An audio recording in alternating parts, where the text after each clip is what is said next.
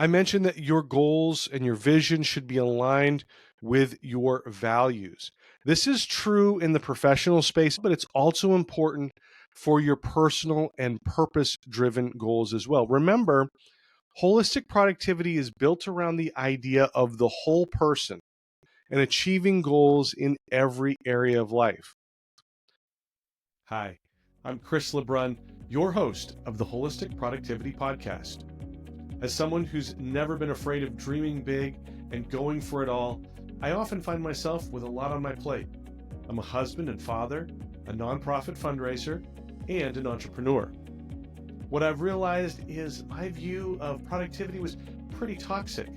After decades of believing that in order to do more, you had to work harder, I began to see productivity as this beautiful thing. Holistic productivity is the idea that you can accomplish your professional, personal, and purpose-driven goals in a healthy way, and doing so will make you happier and more fulfilled. Join me each week as we break down myths about productivity, share practical tips for maximizing your time, energy, and focus, and hear from others about their productivity journey.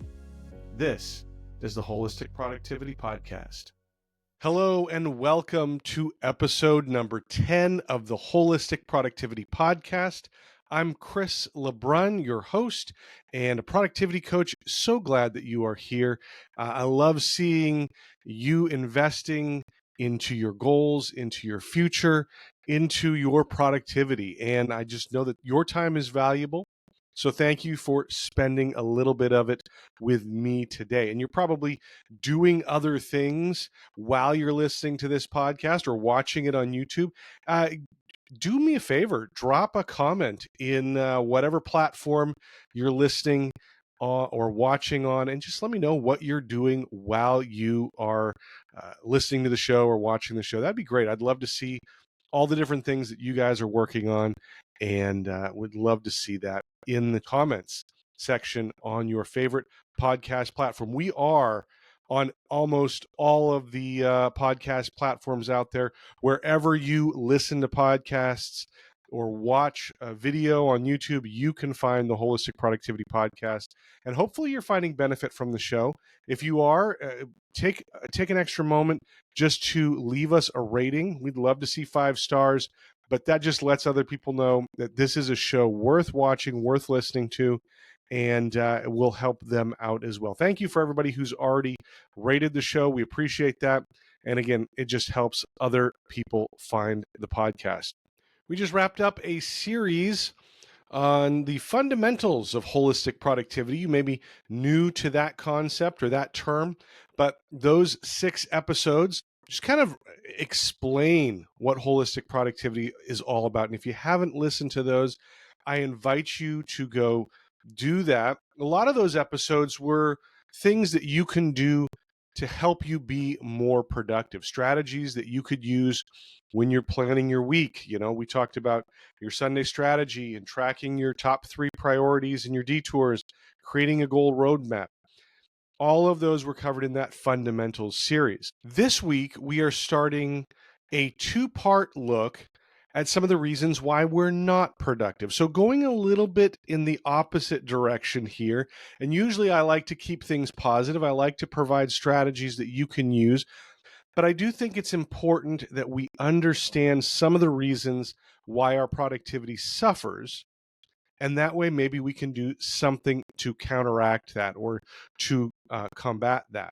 When you look at all of the different reasons that contribute to us not being productive, we can kind of categorize them into 4 different categories. And we're going to look at the first 2 today. We're going to see what those are, help identify them, and some of the things that would fit into each of those categories.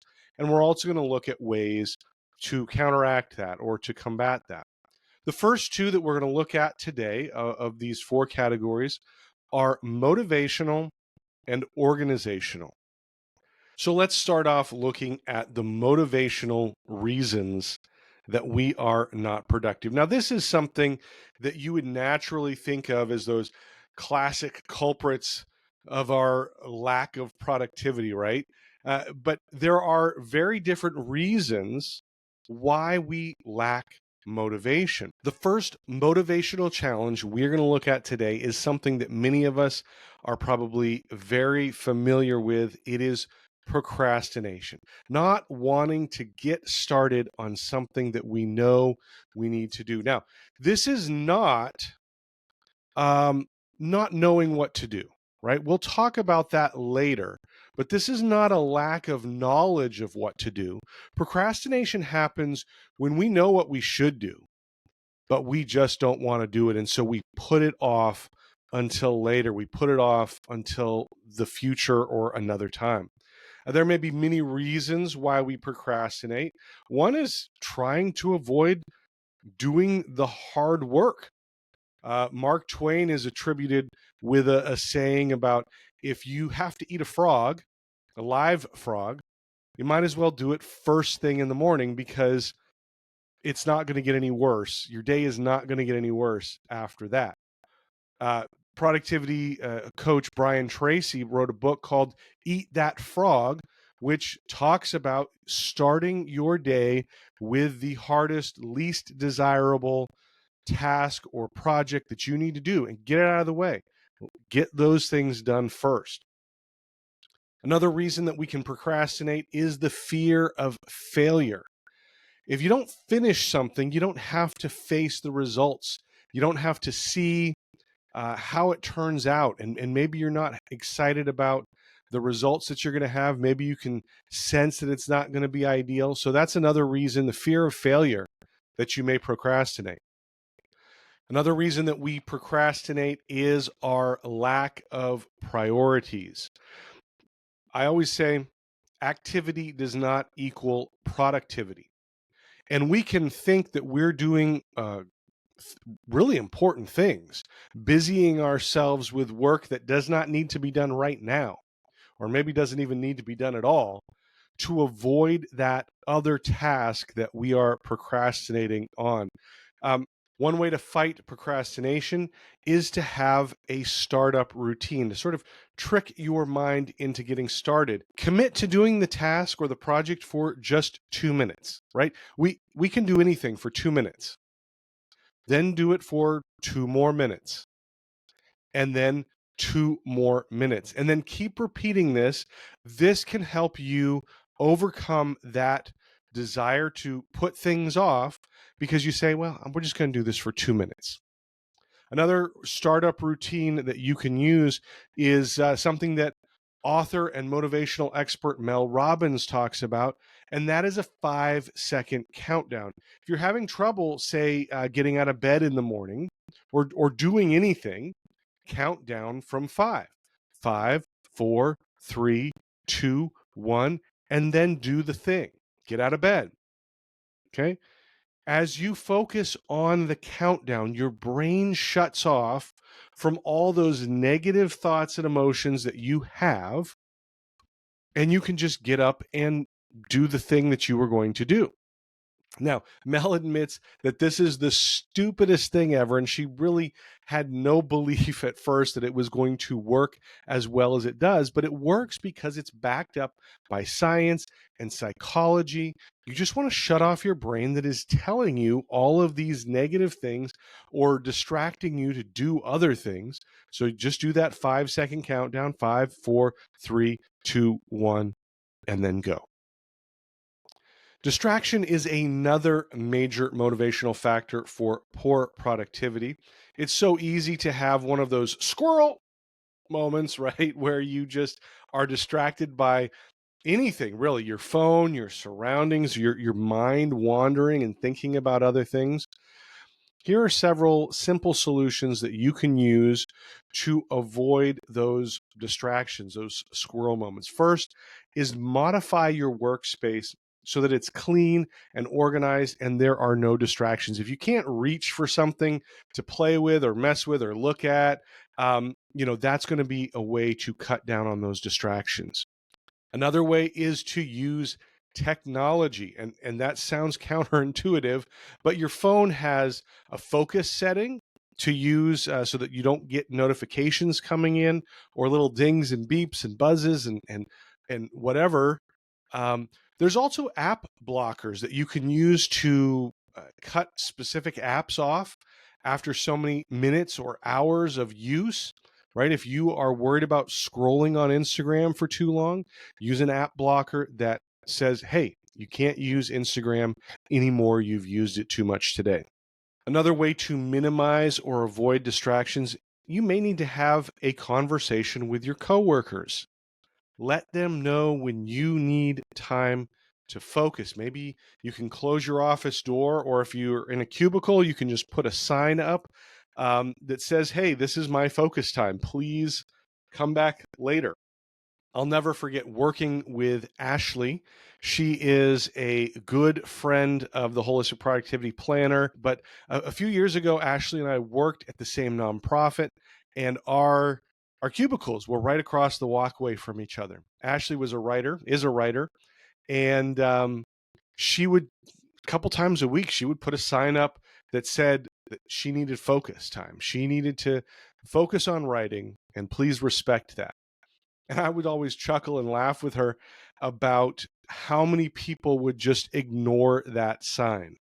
They would come up and not see it or just ignore it because they were always coming in and talking to her about stuff. Now, a lot of it was work related, but it didn't help her focus. So again, have those conversations with your team, with your coworkers, and say, please respect this time because I need to get this done. I need to be focused.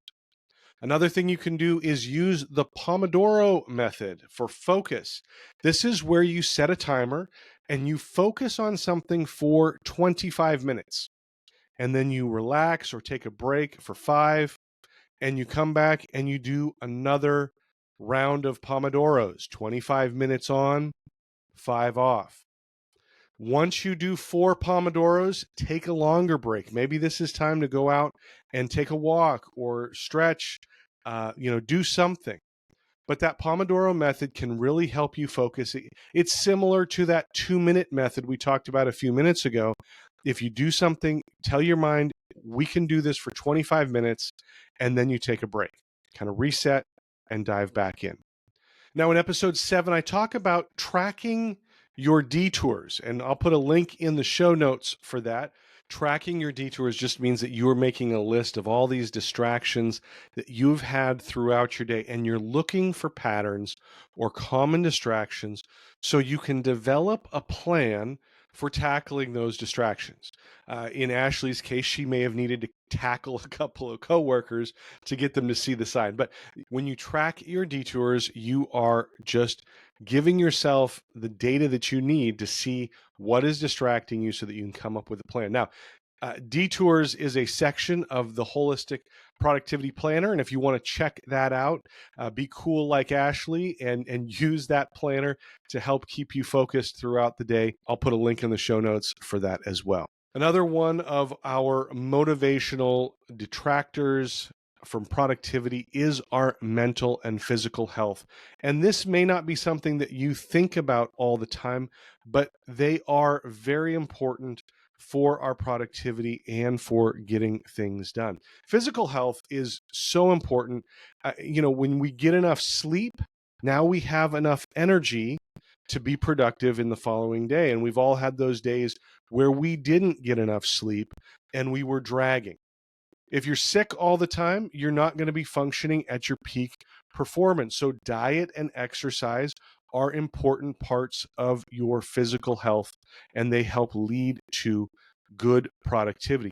Mental health is just as important. If you are down or depressed, you are not going to have any drive or very little drive to be productive. And this is why self-care and gratitude are so important from getting to that point where you are down. Or if you are, you can look at your gratitude journal and see what things you have to be grateful for. If you find yourself getting down into an unhealthy space, please talk to someone. Find a professional that you can talk to, find a friend that you can confide in, but make sure that you are talking to somebody and getting the help that you need. Because it's very hard for us to get out of a funk on our own, right? Whether it's a spouse, a trusted friend, or a professional, talking to someone is critical for maintaining that mental health when you get down and depressed. So make sure that you are doing that. Here are some simple ways to keep your energy and productivity high. Monitor what times of the day that you have the most energy and schedule your biggest or most challenging projects during those times. We talked about eating the frog first thing in the morning, right? That may be good for you if that's when you have good energy. But if not, find the time that is going to work best for you and use those. Take a short walk when you have the least amount of energy to kind of reset and recharge both your mind and your body. That can be good. But again, knowing when you have energy and aligning tasks with those times is really critical.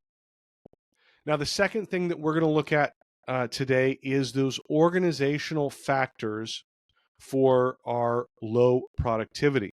This is primarily a problem with our systems. Lack of structure can lead to being unproductive. And yes, you did hear me right. It may not be your fault that you are unproductive. You may have a desire to be productive, but if you don't have the right systems in place, they won't be working for you. And some of those systems may be out of your control. Now, if they are in your control and you're just not changing them or putting the right systems in place, sorry, it is your fault. So, be aware of that.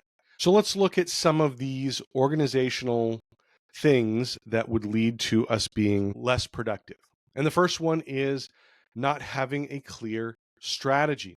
If you don't know what direction you're supposed to go in or what your destination is, it's pretty hard to get there efficiently. You might get there eventually, you might get there by accident, but goal setting and your goal roadmap is so important for you to have a clear strategy on your goals.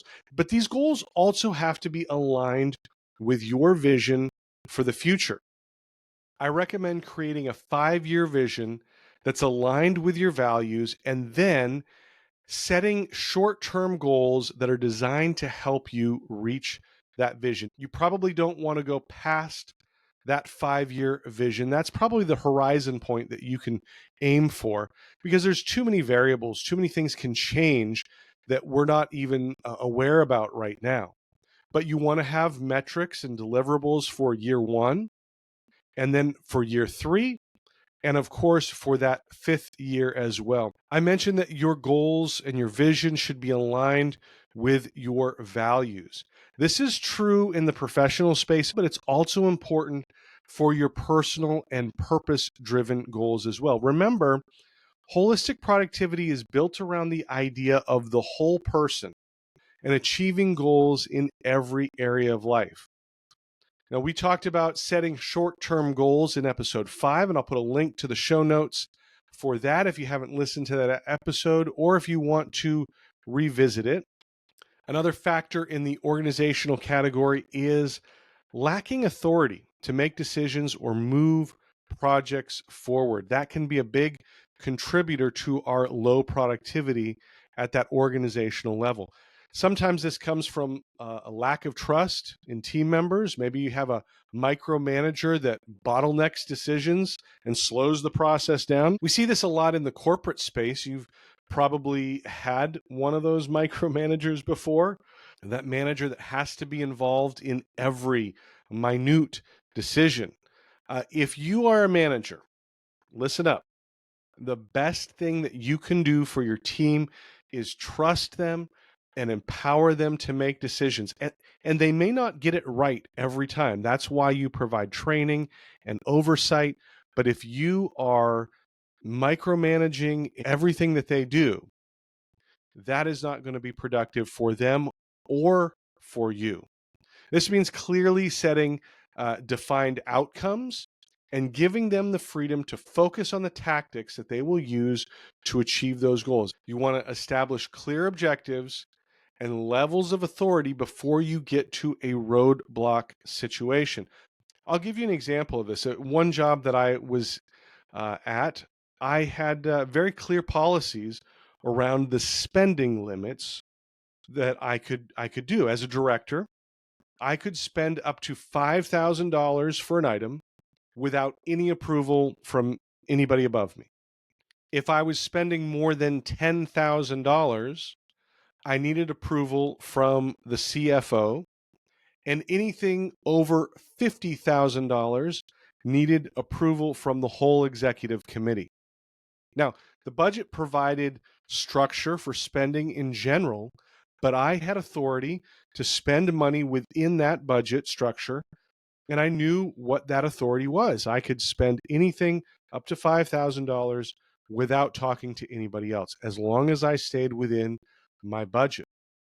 But authority can be a problem in small businesses as well, even with solopreneurs. It's easy to think no one else knows how this works, so we don't delegate tasks or projects to others. And we will talk more about that in future episodes as well, so stay tuned. Sometimes entrepreneurs can't trust themselves and they start overthinking things and slow the process down. Don't be your own micromanager. You may have left the corporate world to avoid those types of bosses, right? So now don't be the very thing that you tried to escape. We need to give ourselves the authority to act and the authority to move forward without overthinking. Poor communication is another factor that can keep us from being productive. And we talked about setting clear objectives and providing guardrails for your teams. This is one form of good communication, but there are other layers to that as well. When you are a solopreneur, everything is in your head. You know the plan frontwards and backwards. But when you start to bring in other team members or contractors, you have to communicate clearly so that they know the plan just as well as you do. Now, this can take several forms. One could be a project brief that outlines all the aspects of the projects and the deadlines and the responsibilities. The only problem with that is it can take more time to write that project brief than it should. So just be careful with that. Don't waste so much time creating the project brief that you waste productivity there. Once you lay out the groundwork for a project, it's important to maintain clear communication going forward. Maybe that's a Slack channel or a group text. This can be really helpful for fast moving situations when things are changing, everything's dynamic. But be sure to have clarity in your chat or your text. It can be too easy for us just to assume that the other person knows what we're replying with, right? So use the reply feature and tie your comment back to the original thing that you're replying to, especially if there have been several other comments in that thread. Now, email is another special breed of communication, and I tend to over communicate in email. It's sort of that project brief for everybody, but this can lead to people seeing this massive email and be like, I ain't reading that. So try highlighting key points. If you're going to write a long email, maybe highlight or underline or bold things that you really want people to read so that they can see those first and foremost. But like with chat, be sure that everybody knows what you are writing about. And remember that sarcasm and humor are often hard to decipher in email or chat. This is a hard one for me, right? I like the sarcasm and the humor. But if you are sending the wrong message and people aren't picking up on your sarcasm, that can be a bad thing as well. I'm going to talk more about email in an upcoming episode, so stay tuned for that. Again, like I said, it's its own special breed. The last thing that we'll look at with communication is having one clear source of truth. In fundraising, that is our donor database. I always say if it's not in the database, it didn't happen, because it allows other people to see the notes, the interactions, what mailings this person may have received. So whether you use a shared document that everybody can contribute to or a wiki page with all the project information, make sure that there is a single source of truth for the project. Project management software like Rike or Motion or Monday all have places to upload documents, leave notes, or to have chats even about specific projects within your projects or tasks. So if you are using those types of software, make sure you are utilizing those features. That can be a great source of truth for your specific projects. So there you have it. We looked at 2 of the 4 categories of reasons why we aren't productive. We looked at motivation and organization today. Understanding what causes our productivity to dip or decline can help us find ways to counteract these negative factors. So let's recap what we talked about. With procrastination, some of the things that you can do: you can eat the frog, do the difficult things first thing in the day. You can commit for just 2 minutes at a time and keep doing that over and over. Or if your brain is just telling you, nah, you don't need to get up, try the Mel Robbins countdown: 5, 4, 3, 2, 1, and then go. If you are dealing with distractions, maybe you need to clean off your workspace so that there aren't things right within arm's reach that can distract you. Talk to your coworkers. Let them know that this is focus time, that you need this time to focus, and then use the settings on your electronics to block notifications and limit time on apps. You can also use focus sprints with the Pomodoro method: 25 minutes on and 5 minutes off, and also track your detours so that you can see the patterns and common causes of your distractions. The last motivational factor we looked at was your mental space and energy, your physical well-being. Schedule those high focus tasks during your high energy times of day, and make sure that you are getting enough exercise, sleep, water, and focus on self-care and gratitude. Um, Maybe use your 5-minute Pomodoro break to take a walk or to stretch, to do other things that will help with your physical and mental well-being. Now, the other category we looked at was organizational reasons why we are not productive. That may be your strategy. Make sure that your short-term goals are aligned with your values and vision. Set metrics for year 1, year 3, and year 5.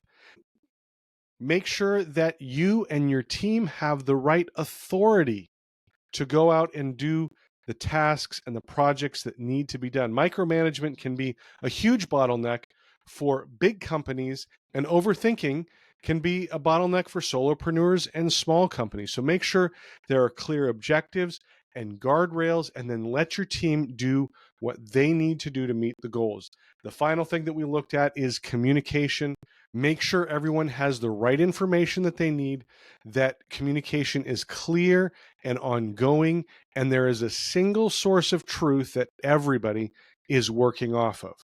That's it for the show today. Thank you so much for being here. You can check out the show notes at holisticproductivity.com/10 for episode 10.